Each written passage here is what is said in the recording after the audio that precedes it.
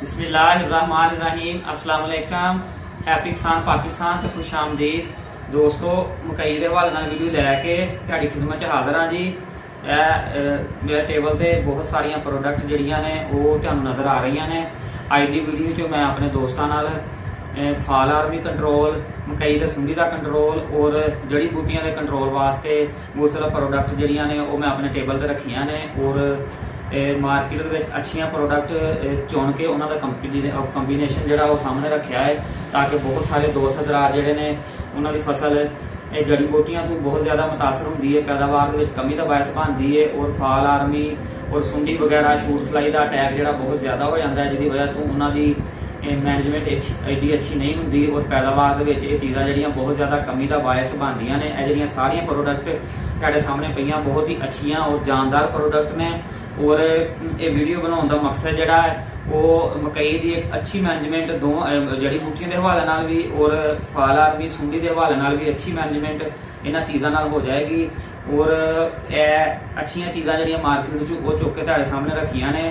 कोई किसी कंपनी की ऐड या मशहूरी नहीं गी, बहरहाल इस वीडियो का मकसद यह है कि अपने दोस्तों को चंद अच्छिया चीज़ा जड़ियाँ दसिया जान ताकि उन्होंने इस्तेमाल करके अपनी मैनेजमेंट को बेहतर करके वो बेहतर पैदावार जोड़ा वो हासिल कर सकन। अगर सब नालों पहला असी सीड ट्रीटमेंट की गल करिए, बायर का घुमरे एक्सल जोड़ा है 100 ml एक बैग में यानी कि एक बोतल जी 2 बैगों में लगती 20 किलो में तुम इस्तेमाल करनी है।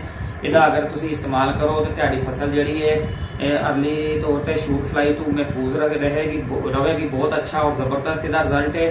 उस तो बाद अगर 24 घंटे वाली स्प्रे की असीं गल करिए, सिंजेंटा का प्रीम एक्स्ट्रा गोल्ड जोड़ा बहुत ही अच्छे और जबरदस्त रिजल्ट ने। अगर तुम 24 घंटे वाली स्प्रे तो प्रीम एक्स्ट्रा गोल्ड इस्तेमाल करते हो तो तुहानूं बहुत अच्छे रिजल्ट जोड़े ये मिलणगे।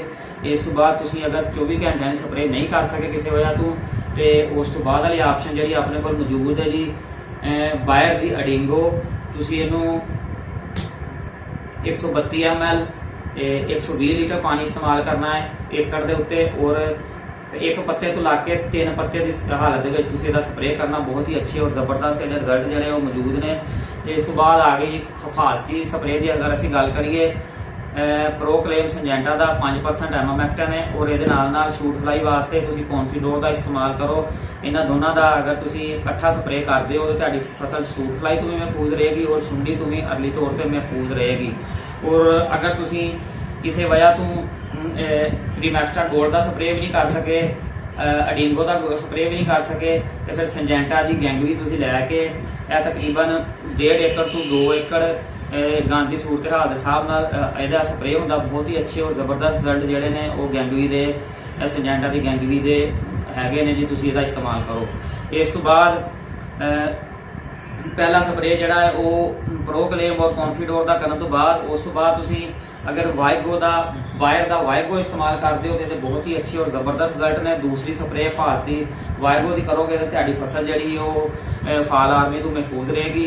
और इस तो बाद दानेदार दानेदार पाउण का अमल आ जाता है। जैसे ही फसल तुहाडी दानेदार की स्टेज पर होंदी है तुसीं एवीआल ग्रुप का रैक्टर सुपर का इस्तेमाल करते हो तो बहुत ही अच्छी और जबरदस्त चीज़ है।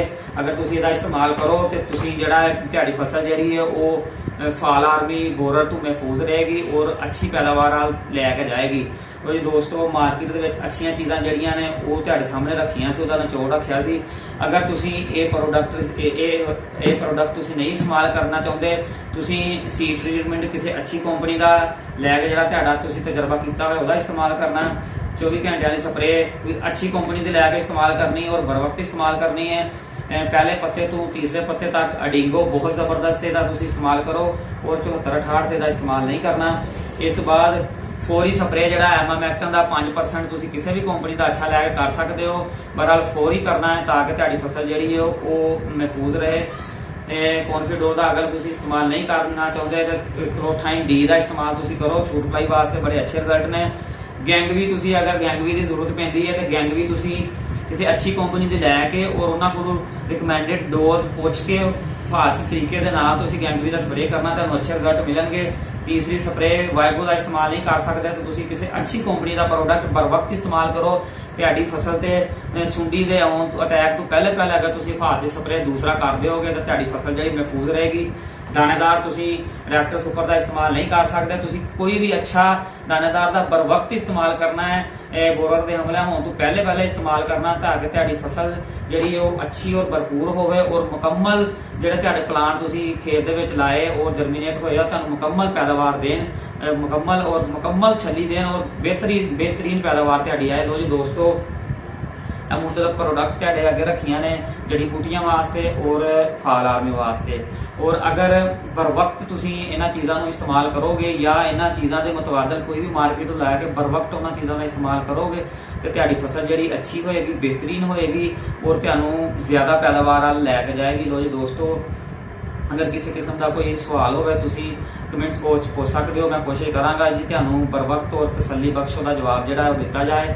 ਔਰ ਅਗਰ ਵੀਡੀਓ ਅੱਛੀ ਲੱਗੇ ਉਹਨੂੰ ਲਾਈਕ ਤੇ ਦੋਸਤਾਂ ਨੂੰ ਸ਼ੇਅਰ ਜਿਹੜਾ ਜ਼ਰੂਰ ਕਰ ਦੇਣਾ।